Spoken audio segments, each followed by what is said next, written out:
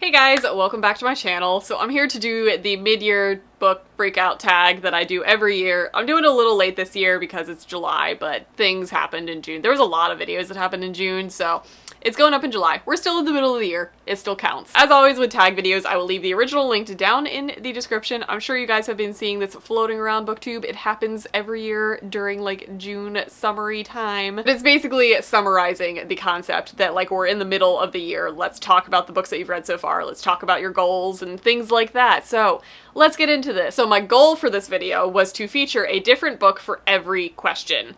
That was my goal. A lot of these can apply to multiple questions. I also tried to keep it as close to 2019 releases as I could. Some of these are older releases, but I wanted to feature like all of the new books that I've been reading. As to be expected, the first question is the best book that you've read so far in 2019, and I'm gonna go with like everybody else's answer and say Red, White, and Royal Blue by Casey McQuiston. This was the cutest thing that has like ever happened in 2019, and I feel like this is such an important book for the year of 2019 because it deals with a lot of political things that are happening in the world right now. This book was just like so masterfully crafted and lovely and cute and happy, so this one by far. The next question is the best sequel that you've read so far in 2019, and this book is not out yet, but I'm still gonna talk about it, and that is The Dragon Republic by R.F. Kuang. This is a sequel to The Poppy War, and it's just as intense as The Poppy War.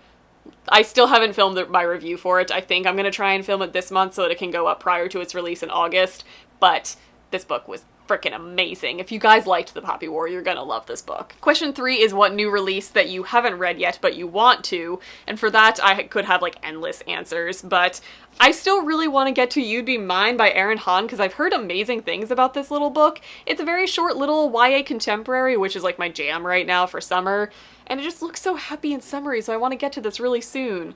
And it looks adorable. I've heard really good things about it, so this is an example of many books that I haven't read yet, but I want to. Question 4 is your most anticipated release for the second half of 2019, and I have many. I have some that I have arcs for, which is like beyond exciting, and some that I don't yet. So off the top of my head, The Starless Sea by Erin Morgenstern, which I have an E-arc for, which I'm starting. Ninth House, obviously, because everybody wants to read Ninth House. I also have Gideon the Ninth by Tamsin Muir. I have The Girls of Storm and Shadow by Natasha Nyong, and I have the new Rudis Petty's book in my hands, so there's a lot. There's the new Christina Lauren book. There's many books coming out in the end of the year that I'm very excited about, but probably those are like at the top of my list. Question 5 is what is your biggest disappointment so far of 2019?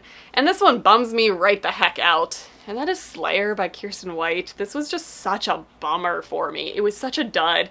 I was so excited. I'm one of the biggest Buffy fangirls. That is like my biggest fandom that I've been a part of since I was like 10 years old. And this was just such a wash. Like, it was not great. It was not enjoyable. Even as a Buffy fangirl who understands all of the references and the quotes and everything, I still was just like, what is this? So it was very disappointing. But we'll turn it around with question 6, which is what is your biggest surprise so far of 2019? And that is Miraculum by Steph Post. This is a circus book, so I wasn't like super surprised that I loved it, but I was just surprised that like it existed and I loved it as much as I did. I described it, if you guys missed my review of this book, I described this as the book version of the old HBO show Carnival. If you guys watched that and you were bitter that it got canceled just out of the blue, this'll like feed your soul. It's very much that same setting. It's set like in the Dust Bowl in Louisiana and it follows a traveling circus. I adored it. It also got a little paranormal, which was unexpected, and I liked it, so this was like a huge surprise for me. I loved this book. Question 7 is your favorite new author, and that is by far Kennedy Ryan. Also, the romance genre in general is a new love of mine, and she so far is standing out as like the best one, the best of the best.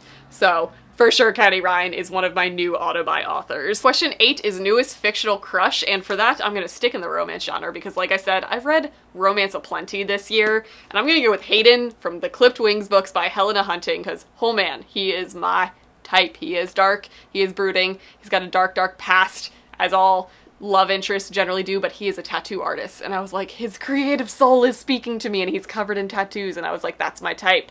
So he's a new fictional crush. I've got many, like I said, I'm reading a lot of romance, so there's many crushes happening, but he is the one that was at like the top of my head when I read that question. Question 10 is what book made you cry? And oh my god, The Weight of the Stars by Kay Ankrum. I bawled my eyes out for like the last fourth of this book. It just hit me right in the feels, and I didn't expect it. This book is beautiful, by the way. If you guys haven't read this, you should read this book. It's stunning, and you should read it and put it on your bookshelf and love it like I do. But it will make you cry. Question 11 is, what book made you happy? And for that, I'm gonna go with From Lukov with Love by Mariana Zapata. I don't know why this book just like struck me the way that it did, but it made me so happy the entire time I was reading it. It's like a figure skating romance, but for some reason, I think because she's really good at like slow burn romances, she's just really good at building tension between characters. I just loved the two characters that were in this. I was smiling through like the entire book. So this one is a new love of mine, new favorite author, new favorite happy stories. I liked it. I liked it a lot. Question 12 is, what is the most beautiful book that you've bought or received so far this year? And for this, I don't have the finished copy yet. I have it ordered. It hasn't gotten here yet. I was hoping it would get here for this video, but alas, it has not. But I have the arc of We Walked the Sky by Lisa Feidler. This book was beautiful inside. This book is beautiful outside. I just adore this cover on how it kind of can flip both ways. Like we have a beach scene here, and then we have the circus scene here, and how she's like walking in between them, and it's so symbolic for the story. I just loved it so much. Also, this is a really unique cover, and I feel like it doesn't fit the standard cover that we're seeing right now a lot. Like, we're seeing a lot of illustrated covers, we're seeing a lot of typography covers. This one was just, like, really unique, and I loved it. And the last question is the most troublesome question, and that is, what books do you need to read by the end of the 2019? I will link to my ALA haul, where I haul all of the rest of the books that come out this year. I've got arcs aplenty, and I need to read all of them. All of them. So all of that video is my answer to this question. So while I'm in this tag, this is not included in the tag, but I feel like it's fairly fitting because it has come to my attention that I need to increase my Goodreads goal or accept the fact that I'm gonna meet it this month. So I set my Goodreads goal at 150 books because I usually read a little over 100 books every year, until I got my new job where I can listen to books, and I listen to books very quickly. And as of right now, as of the beginning of July, I have read 132 books. So I only have 18 books to go before I meet my goal of the entire year in July. So as I'm filming this, I am going to increase my challenge to 250 books. Because I think that's doable. Considering that I've read 132 books by the midway point of the year, I think adding 100 to that should be doable, right? In theory. Watch, I'm gonna do this and I'm gonna hit the slump of my life and I'm gonna regret it. But as of right now, I am now at, oh god, I went from 88% to 53%. Ooh, that was harrowing to see my little progress bar just drop all the way back. But now my goal is 250 books. So that is my check-in for the mid-year book freakout tag. I usually try and let you guys know where I am in my reading goals. I was very close to meeting my entire annual goal, and now I am very far, but I'm on track now for the rest of the year because I'm at 53%. That's fitting. So wish me luck for the rest of the year because now I've stressed myself out watching my little progress bar just retract. That was very sad. But that is going to be it for this video. I hope you guys enjoyed it, and I'll see you guys in my next one.